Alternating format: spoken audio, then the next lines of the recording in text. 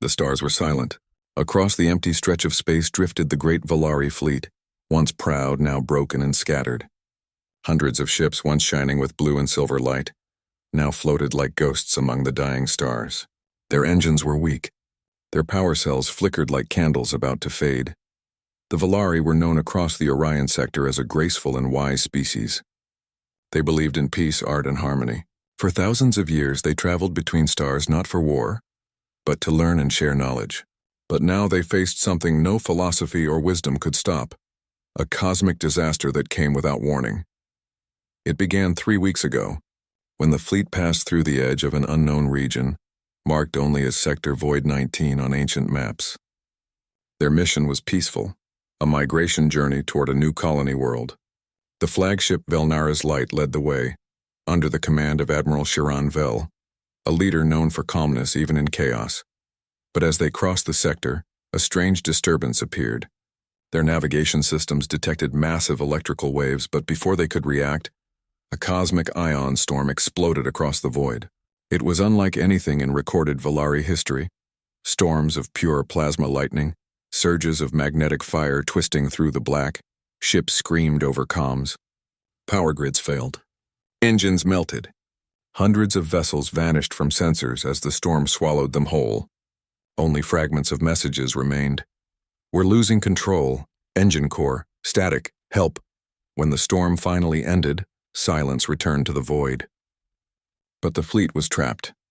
Admiral Chiron Vel stood on the bridge of her ship, her violet eyes dim from exhaustion. Around her, the control room was lit only by emergency lights.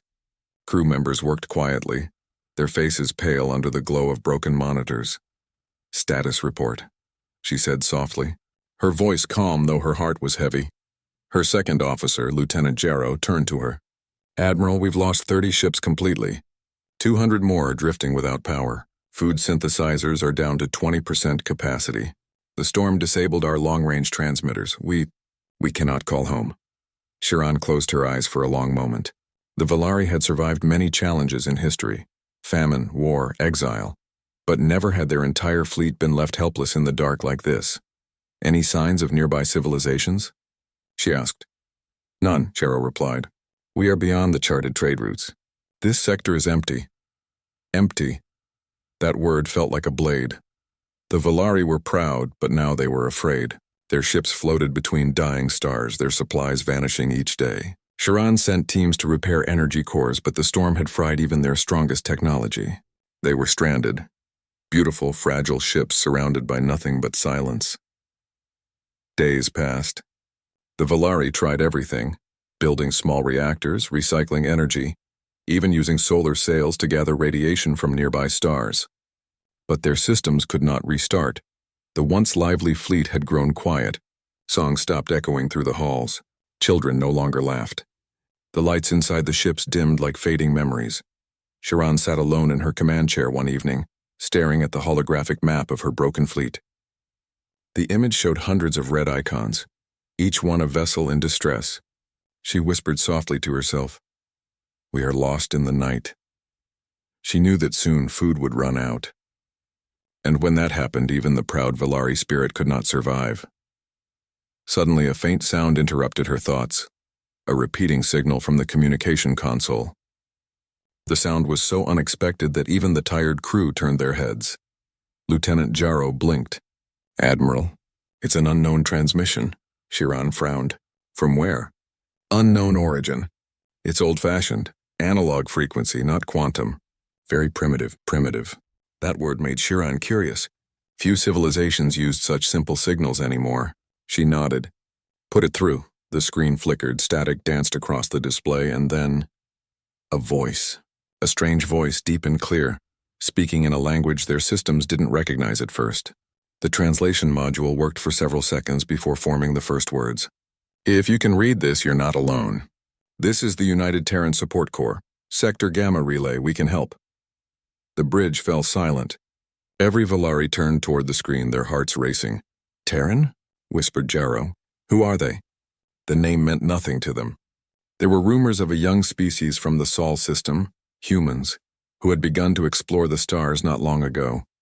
But the Valari had never met them directly.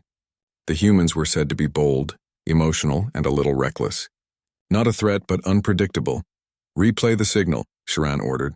The voice repeated, calm and firm. "This is Captain Elias Rourke of the United Terran Support Corps. Our mission is assistance and repair. If you require aid, respond on this frequency. You are not alone." The words, "You are not alone," echoed through the room. For a moment, Sharan felt something she had not felt since before the storm. Hope. But hope came with questions. Could this be real? Could an unknown species really help them when their own great empire could not? Lieutenant Jarrow frowned. "It could be a trick, Admiral. A trap from scavengers or pirates." "Perhaps," Sharan said quietly, "but even a spark of hope is better than darkness." She rose from her chair, her tall figure shining faintly in the light of the stars. "Prepare a reply. Use our simplest language code. Send our coordinates. Let them know who we are, and that we need assistance." Jarrow nodded. "Yes, Admiral." As he worked, the crew around him began whispering, not with fear but with wonder. For the first time in many days, their eyes shone again. Hours later, a new signal came through. This time it was stronger, filled with data packets, schematics, and warm greetings. "Message received, Valari Fleet. Human aid ships are en route. Estimated arrival, 48 hours. Hold on, and help is coming." The bridge filled with quiet cheers. A few crew members even cried. After weeks of silence and despair, some unknown humans, had answered their call. Sharan smiled for the first time in days. "Set all remaining power to beacon transmission. Keep our signal strong. If these humans are truly coming, we will be ready to meet them." The following 2 days were the longest in Valari history. Every ship adjusted its position, forming a fragile circle for protection. Engineers tried to stabilize power cells. Medics moved between vessels, caring for the weak. The fleet was running on courage alone. Then, at the 47th hour, their sensors lit up. Lieutenant Jarrow gasped. "Admiral, we have multiple warp signatures, incoming vessels." Sharan stood tall, her heart pounding. On screen, the holographic display flared to life, showing glowing streaks of light emerging from hyperspace. The ships were smaller than Valari cruisers, but their design was strange and strong. Metallic hulls marked with blue stripes, engines glowing with warm orange light. And then came the symbol. A circle with a rising sun in its center. The mark of the United Terran Support Corps. The humans had arrived. The comms crackled. A voice came through, calm and firm, the same one from the signal. "Valari Fleet, this is Captain Elias Rourke of the Terran Support Corps. We received your distress call. We're here to help." The bridge was silent. No one spoke. The crew stared at each other, unable to believe it. For so long they had thought themselves forgotten. For so long they had drifted alone in darkness. And now, at the edge of the void, a new light had come, and not from gods or fate, but from a young, brave species that refused to look away when others suffered. Admiral Sharan Vel took a deep breath and said softly, "Open a channel. Let's welcome our rescuers." The first human ship, TSC Resolute, drifted into position beside the Valari flagship Velnara's Light. Its silver hull gleamed faintly under the light of a nearby dying star. On its side, glowing in blue letters, were the words, "United Terran Support Corps." Admiral Sharan Vel watched in silence from her command deck. Her crew whispered around her, their wide eyes full of curiosity. No one in Valari history had ever seen a Terran ship before. The design was simple yet strong. No gold ornament, no shining crystal lines like the Valari used. The human vessel looked practical, built not for beauty but for purpose. Lieutenant Jarrow broke the silence. "Admiral, they are hailing us," Sharan nodded. "Put them on screen." The holographic display flickered. A face appeared, a human male wearing a dark blue uniform with silver symbols on his chest. His expression was calm but friendly, his eyes steady. "Admiral Sharan Vel, this is Captain Elias Rourke of the Terran Support Corps. We received your distress signal and have come to offer assistance." Sharan studied him carefully. Humans looked similar to the Valari, 2 eyes, 2 arms, a familiar shape. But there was something different in his gaze. It was direct, unafraid, yet full of warmth. "Captain Rourke," she replied in her calm voice, "we welcome you. Our fleet has suffered great damage from a cosmic ion storm. Many of our ships cannot move and supplies are failing. We did not expect anyone to answer our signal. Rourke gave a small smile. We Terrans have a saying, Admiral. No one drifts alone in the dark. When we saw your distress call, we came as fast as we could. Those words, simple and honest, touched something deep within the Volari. They were a species of poets and thinkers, and they could recognize sincerity when they heard it. Within hours, small human support craft began moving through the Volari formation. They were small ships called field runners, half medical bay, half workshop. Their drone arms and scanning beams worked like magic. Where Volari engineers had failed to repair shattered circuits, human mechanics succeeded with clever tricks, using portable fusion welders and patches made from strong alloys. The humans moved quickly, fearlessly, even when working near unstable power cores. Admiral, Jarrow said in wonder, watching the humans through the observation screen. They're fixing our ships as if they've done this 1,000 times. Chiron nodded slowly. It seems they have. She couldn't help but admire them. Humans were clearly a young race, but their technology was resourceful, and their courage was pure. They didn't hesitate or wait for rewards. They acted simply because help was needed. Across the fleet, Volari citizens began recording images of humans at work. Engineers climbing along hulls, drones carrying food crates, doctors in white suits tending to the sick. The story spread like sunlight through the cold ships. For the first time in weeks, laughter returned to Volari halls. On the second day, Captain Rourke requested to visit the Volari flagship in person. When his small transport arrived, the docking bay of Velnara's Light was crowded. Hundreds of Volari officers stood in rows, curious but cautious. Their tall figures shimmered in their elegant uniforms, their eyes glowing faintly in soft violet light. The airlock hissed open. Captain Rourke stepped through with 2 crew members. His uniform was simple, navy blue with silver trim, a badge of the Terran Support Corps on the shoulder. His boots echoed as he walked across the deck. The moment was heavy with silence. 2 species, one old and graceful, one young and bold, faced each other for the first time. Chiron stepped forward, her expression calm but welcoming. Captain Rourke, on behalf of the Volari people, I thank you for coming to our aid. Rourke gave a respectful nod. It's an honor, Admiral. Your people have traveled far. You deserved better than to be left stranded. Chiron tilted her head slightly. Most would not risk their own ships to help strangers. Rourke smiled faintly. We humans are strange that way. We can't stand seeing others in trouble. For the first time, Chiron laughed softly, a clear melodic sound that made her officers glance at each other in surprise. She had not laughed since before the storm. After formal greetings, Rourke and Chiron walked through the ship's corridors. The Volari architecture was graceful, almost like living sculpture. Walls of white crystal and floating light spheres. The humans looked around in quiet awe.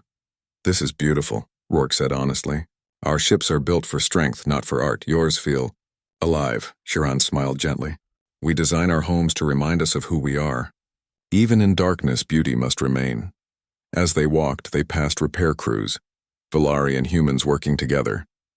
A Volari technician handed a human engineer a data tool, and the man grinned as he managed to restart a generator that had been dead for days. Both cheered.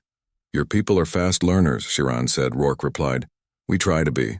Space doesn't forgive mistakes. Every day we learn something new to survive. She looked at him carefully. You are not afraid of the void, Captain? He shook his head. Fear keeps us sharp, but courage keeps us moving. The simple wisdom in his words reminded Chiron of an old Volari teaching. The heart that still beats in fear is still alive. By the third day, human engineers had restored power to over half the Volari ships. Energy flowed again through once dead engines and lights came back to life. The Volari fleet looked alive once more. In the central observation dome, Chiron and Rourke stood side by side watching the repairs. Outside the glass, stars glittered like tiny fires. Captain, Chiron began, your aid has saved thousands. I do not know how we can repay this. Rourke shook his head. We didn't come for payment. We came because it was right. That's what the support corps stands for.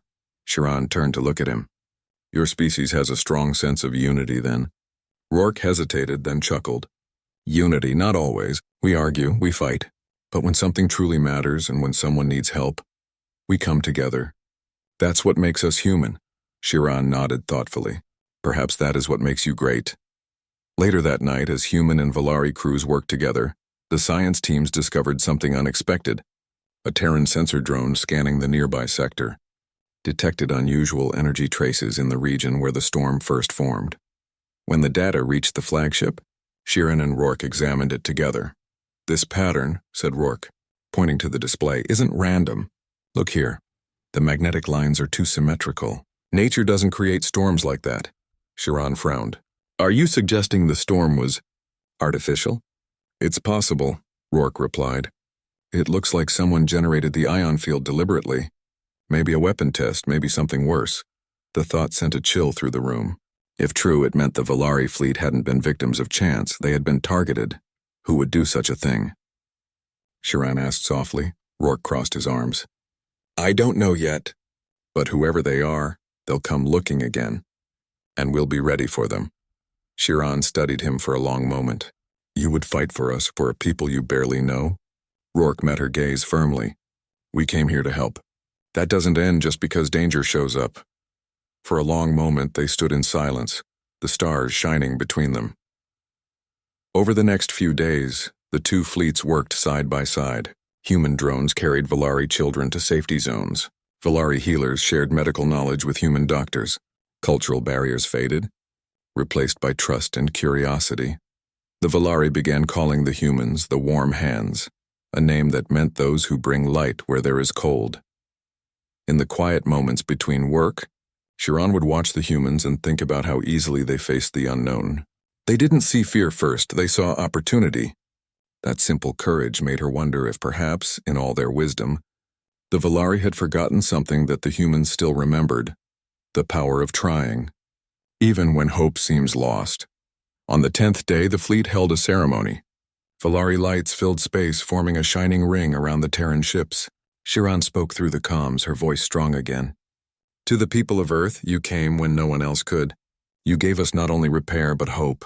You reminded us that even in the endless dark, there is still kindness. For that, we honor you.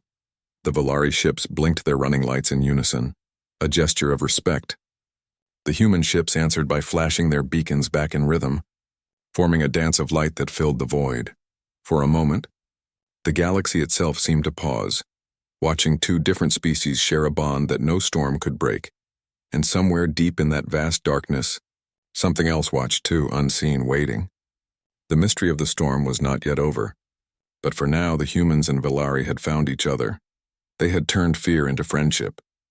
And for the first time in weeks, the stars no longer felt so cold. The Valari fleet had recovered far more than anyone had dared hope. With human engineers guiding repairs, nearly half of the damaged ships were now operational. Energy flowed through once dead engines, medical bays worked at full capacity, and the fleet had regained the sense of life it had lost. Yet despite the progress, a shadow lingered in the background, an invisible threat that no repair, no patch could fix.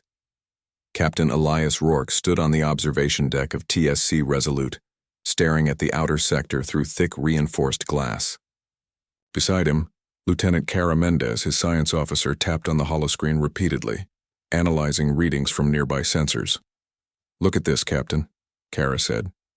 The ion storm didn't dissipate naturally. The energy signatures were picking up. They are uneven, but deliberate. There's a pattern. Rourke leaned closer. Pattern? Yes, she said. See these lines? She highlighted a network of glowing arcs overlaid on the holographic sector map. Natural storms are chaotic, but this looks engineered. Someone made this storm. Rourke frowned. Engineered? To what end? To destroy the fleet, Kara said quietly. The words hung in the observation deck like ice. Meanwhile, on the bridge of Velnara's light, Admiral Chiron Vel reviewed reports from her science team. When Rourke's warning came through, she did not panic. Valari were known for calm reasoning, but even she could not hide the unease in her crew. Artificial? Lieutenant Jarrow asked, looking over Chiron's shoulder. You mean someone attacked us?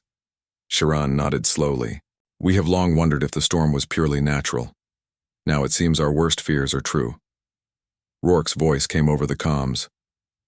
Admiral, we need to scan the surrounding region for any unusual ships or wreckage. Whoever did this may still be nearby. Chiron gave the order. All long-range sensors focus on the sector where the storm began. Begin scanning immediately. Hours passed, and the fleet worked together in silence. Valari and human engineers moved along repair corridors, drones, hovered over damaged hulls, and medical teams treated the injured. Every so often, a report came from the science team. Energy readings, strange debris, fragments of metal unlike Valari or Terran design. Then, on the fourth day, a discovery changed everything. One of the sensor drones detected what looked like wreckage drifting in a nearby asteroid field. The shapes were angular and black, unlike anything in Valari or Terran fleets. Analysis confirmed it. The metal was highly resistant and the design alien and aggressive. Rourke's brow furrowed. These are warships. Small but heavily armed. They were the source of the storm, or they may have been testing it on us. Chiron's violet eyes narrowed. Why attack a fleet without provocation? The Valari have never fought your people. Why would someone target us? Rourke shook his head. Some species see strength as a threat. Young civilizations like yours, like mine, can trigger fear in others. Maybe they thought eliminating your fleet would be easier than negotiating with you. Chiron did not like the thought. Fear could not justify murder, but the logic was clear. The fleet had been targeted. That evening, Chiron and Rourke held a joint council on the flagship. The Valari officers and the human command team gathered together, a rare sight in history. Two species, different in age and culture, sat side by side to plan. Rourke began. We can't fight them yet. We don't know where they are or how many there are. But we can prepare. The Valari ships are strong but slow to maneuver. If they strike again, we need defenses and early warning systems. Chiron nodded. We can mobilize the fleet in formations that protect the weakest vessels. Human drones can be deployed as scouts. Together, we can create a layered shield. A young Valari officer, Terran, spoke up. Admiral, should we send a message to our allies? Perhaps others in the sector may help us. Chiron shook her head. No. Our allies are too far and communication would take weeks. We must rely on ourselves, and on the humans who chose to help us. Rourke gave a small smile. Then we stand together. They may have engineered the storm, but they underestimated the will of a united fleet.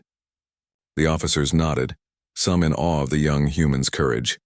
Valari had long admired their own wisdom and strategy, but there was something different about humans. They acted boldly, often without hesitation, and their courage was contagious. The next morning, human engineers accompanied Valari repair teams to an outer ship, one heavily damaged by the storm. Its energy core had been near meltdown. Valari scientists had worked for days but could not stabilize it. Rourke knelt beside the human drone operator. Run a thermal pulse sweep on the core.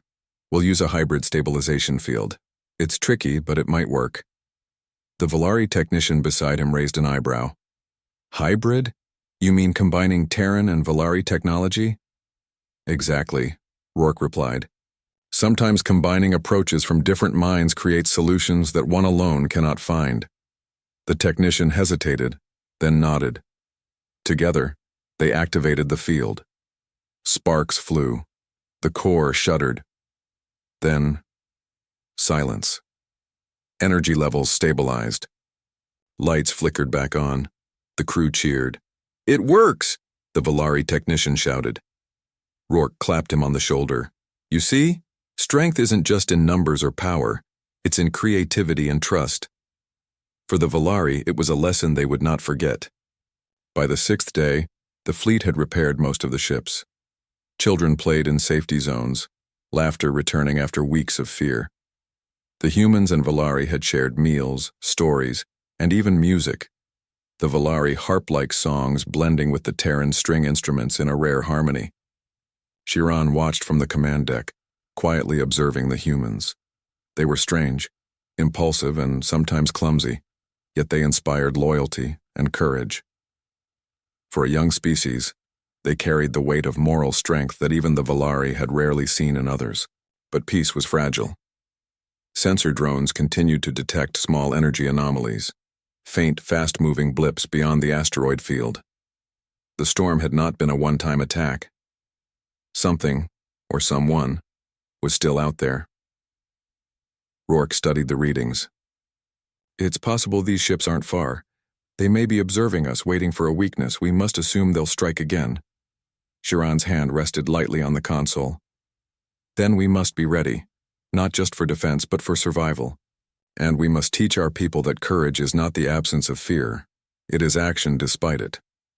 Rourke nodded. Exactly. That's why we help.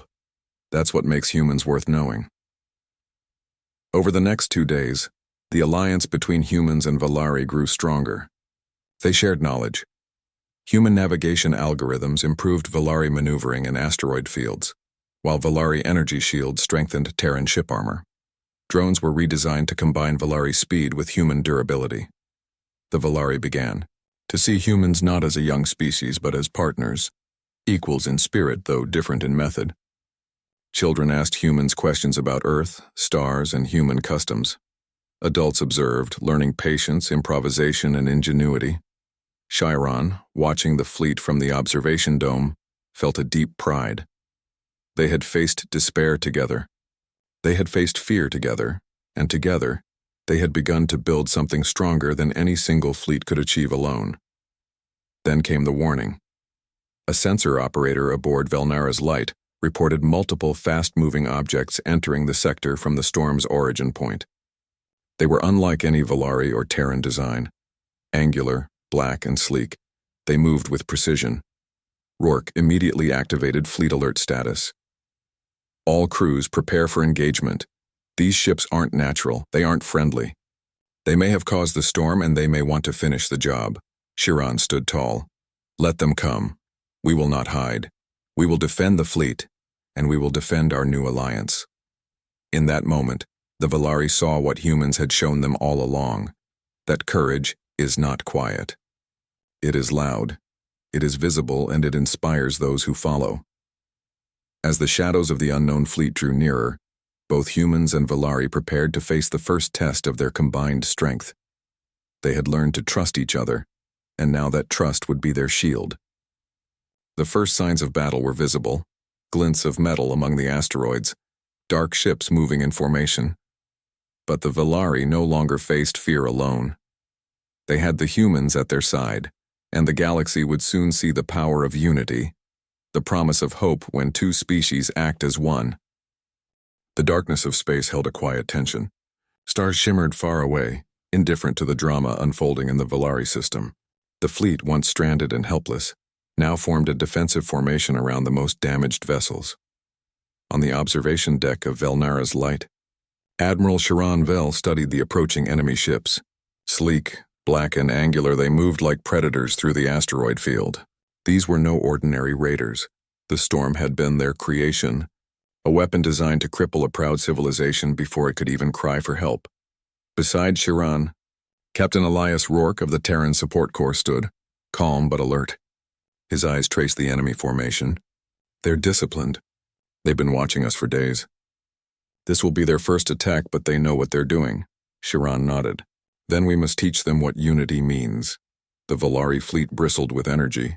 Hybrid shields, strengthened by human technology, glimmered faintly around each ship. Human drones, fast and clever, hovered in protective rings around the smaller, weaker vessels. Repair crews stood ready to patch damage even as the fleet moved into combat positions. Rourke's voice came over the comms. All human vessels maintain formation. Protect the Valari ships first. Scouts monitor enemy movement. Keep our weak points covered. This is our stand. We cannot let them break through. The Terran ships moved like a river of steel, weaving between Valari cruisers and frigates. Each move was precise, calculated, yet fearless. They were not built for war, but their courage and quick thinking made them more dangerous than their size suggested. Chiron's orders echoed calmly throughout the Valari fleet. Form the diamond shield. Protect our injured. Draw them in. Patience will be our weapon. The first strike came without warning. Enemy ships fired long-range plasma beams, slicing through the empty space between asteroids. One Volari cruiser shuddered as a beam hit its energy core. Sparks flew, alarms rang, and the crew scrambled to contain damage. "Human drones, cover that vessel," Rourke barked. Tiny drones zipped around the cruiser, deploying kinetic shields and absorbing some of the energy impact. The Volari engineers immediately began repairs, guided by human technicians through the ship's internal comm network. Chiron watched as the combined fleets responded in perfect coordination. Humans and Volari worked together like a single organism, one mind, one purpose. Each maneuver was seamless. "Impressive," Chiron whispered to Rourke. He smiled faintly. "Your people taught us strategy. We brought courage. Together we make a new kind of force." The battle intensified. Enemy ships dove into the asteroid field, using rocks as cover while firing surprise shots at Volari vessels. One human scout ship spotted a small group attempting to flank the fleet. Rourke ordered an interception. "Deploy drone swarms. Engage and block their path," he commanded. Within moments, hundreds of small, fast drones surrounded the enemy, forcing them back with non-lethal energy pulses. The black ships had not expected such quick coordination. A Volari officer gasped. "Captain, their ships are retreating." Rourke shook his head. "Not yet. They'll try again. Keep them distracted while we prepare the main line." In the chaos, Chiron noticed that one of the Volari ships, a light frigate named Lumina's Grace, was heavily damaged and drifting dangerously close to the asteroid belt. Its engines were offline, leaving it vulnerable. "Rourke," she said, "we must protect Lumina's Grace. It cannot fall." Rourke nodded. "Human vessels form a protective perimeter around the frigate. Shield and support it. We are not leaving anyone behind." As the Terran ships moved into position, the human engineers coordinated with Volari mechanics to patch temporary energy cores. Sparks flew. Metal groaned. Yet the frigate's engines slowly hummed back to life. "Power restored," reported the Volari technician over comms. "Thank you, humans," Rourke waved it off. "We didn't do it for thanks. We did it because it mattered." The crew of Lumina's Grace cheered. For the first time, many of them believed they could survive this battle. The enemy seemed to recognize their mistake. The black ships adjusted, attempting to regroup and find a weak point. But the human Volari fleet had anticipated this. They used combined tactics.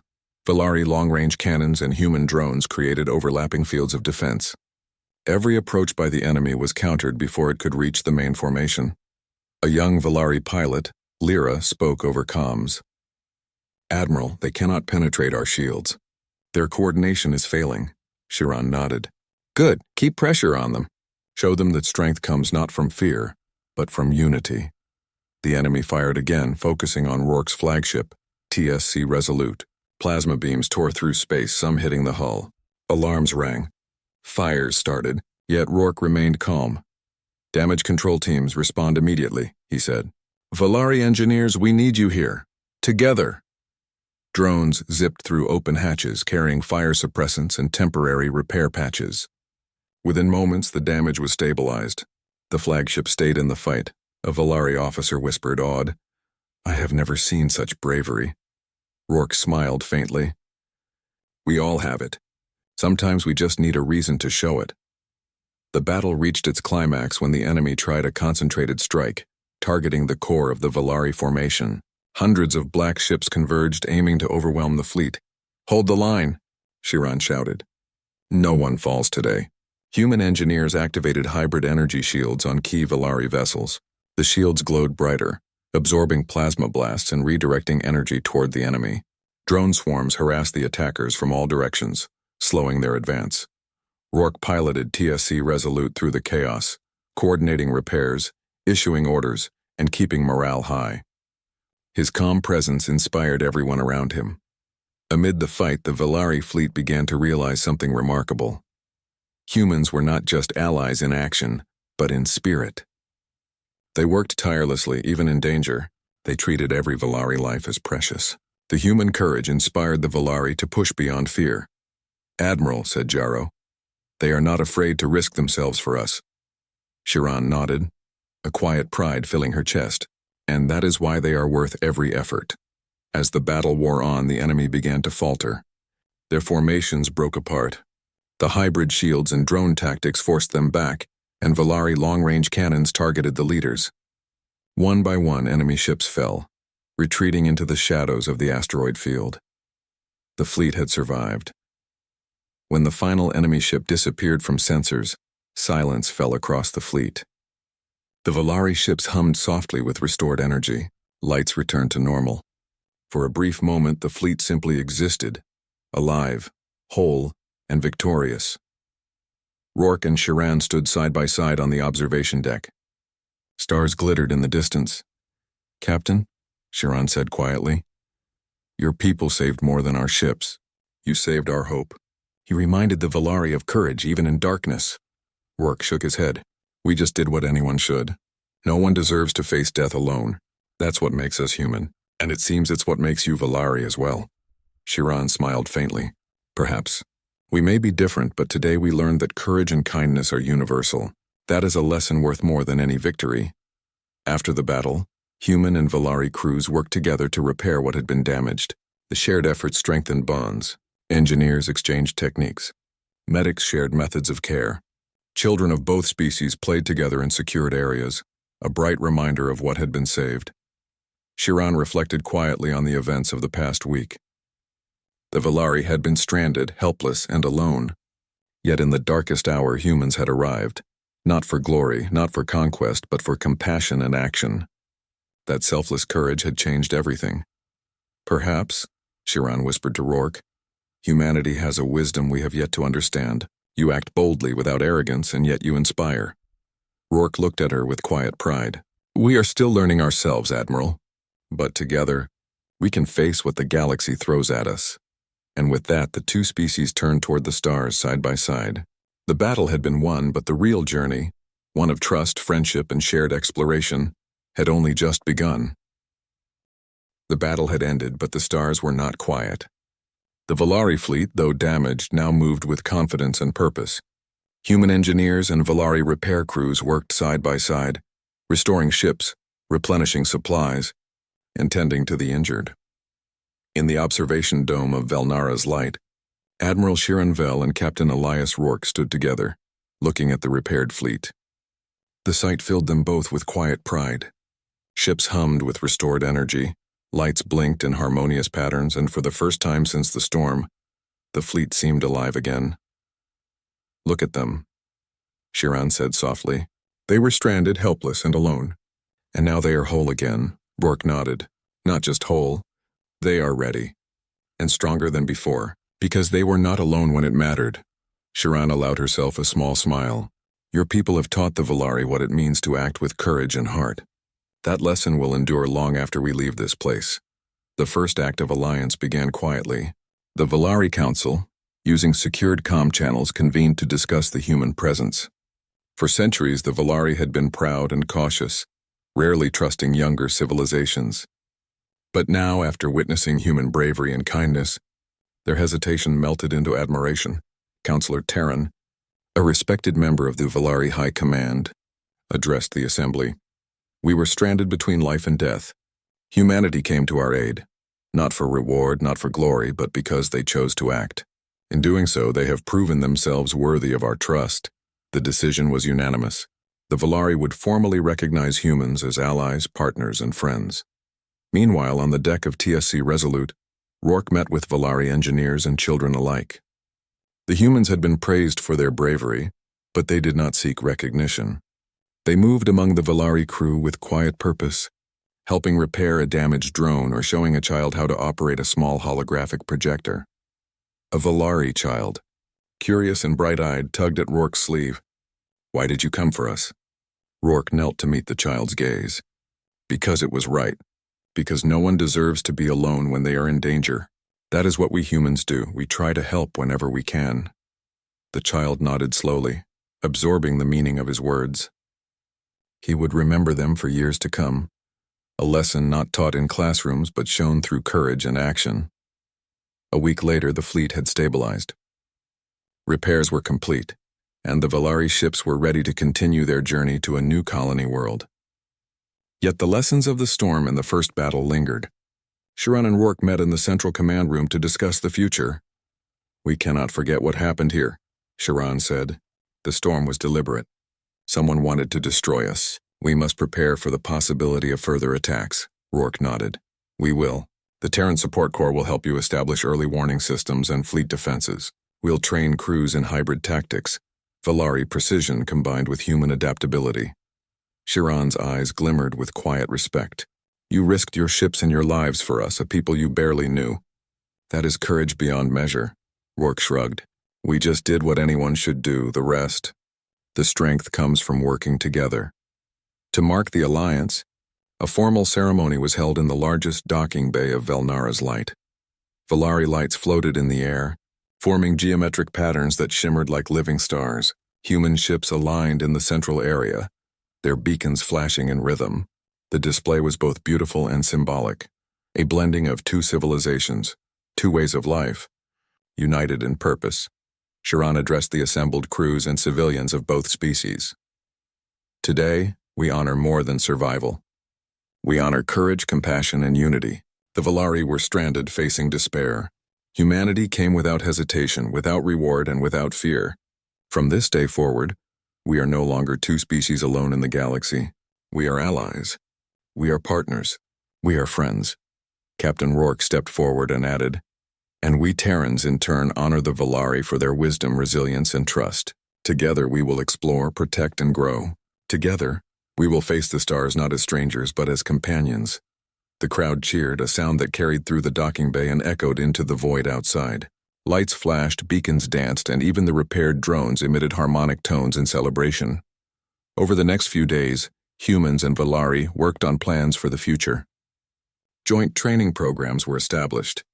Valari technology would be shared with the Terran Support Corps, and Terran engineering techniques would be adapted into Valari ships. Children from both species began attending shared learning programs aboard the flagship and smaller vessels. Chiron observed a young Valari girl teaching a human child to play a traditional Valari string instrument. Laughter and music blended together, a perfect harmony of two cultures, once strangers, now friends. Rourke, walking alongside Chiron, watched the same scene. This is what it's all about, he said softly. Not just surviving, but building something lasting. Trust, knowledge, and care. Chiron nodded. We survived the storm, yes, but what we gained is far more valuable. Hope, friendship, and the courage to face the unknown together. News of the Terran-Valari alliance soon spread throughout the galaxy. Other species took notice, and some curious, some cautious. The Valari, once known only for wisdom and art, now had a reputation for resilience and openness. Humans, once considered young and impulsive, earned recognition for their courage and compassion. Together they became a beacon of hope for civilizations struggling with fear or isolation. Even the stars seemed to respond. Nebulae shimmered in vibrant colors as the fleets passed through. Asteroids glowed faintly under repaired ship lights, and distant worlds reflected the energy of two species united. In the days that followed, Captain Rourke and Admiral Chiron discussed their next step, joint exploration. The galaxy was vast, full of mysteries, dangers, and opportunities. There were worlds untouched by Valari or Terran hands, and civilizations waiting to be understood rather than conquered. Do you think they'll be ready? Chiron asked. Rourke smiled. With what we've built together? Yes, they'll be ready. Not just for danger, but for friendship, discovery, and hope. Chiron nodded, a quiet determination in her gaze. Then let us move forward, together. As the fleet prepared to leave the sector, humans and Valari children played in a newly built recreation bay aboard the flagship. Their laughter echoed through the corridors, a sound that had been absent for weeks. Valari elders watched with a sense of wonder, realizing that hope could be passed on to the next generation, not just through words, but through deeds. Rourke watched them quietly from the observation deck. They'll remember this, he said. The kindness, the courage, the unity, and one day they'll do the same for others. Chiron stood beside him, gazing at the stars beyond the glass. We have learned that even in the deepest darkness, light can be found, and that light comes from those willing to act. Humanity has shown us that truth. A soft hum filled the observation dome. The fleet's engines were steady, the shields glimmered faintly, and the stars stretched endlessly beyond. The journey of survival had ended, but a new journey, one of friendship, exploration, and shared courage, had just begun. The final scene showed the emblem of the Terran-Valari alliance projected in the void of space. Two hands, one human, one Valari, clasped together over a field of stars. It was a simple symbol, but it carried a powerful message. Even in the vastness of the galaxy, unity, courage, and compassion can create hope where none seemed possible. Captain Rourke and Admiral Chiron watched in quiet satisfaction as the fleet moved forward, side by side. The stars had been witness to despair, to danger, and to a storm that threatened to end everything. But they had also witnessed the greatest force of all, the will to help, the courage to act, and the power of working together. And in that moment, humanity and Valari stood not just as allies, but as guardians of hope in a vast infinite galaxy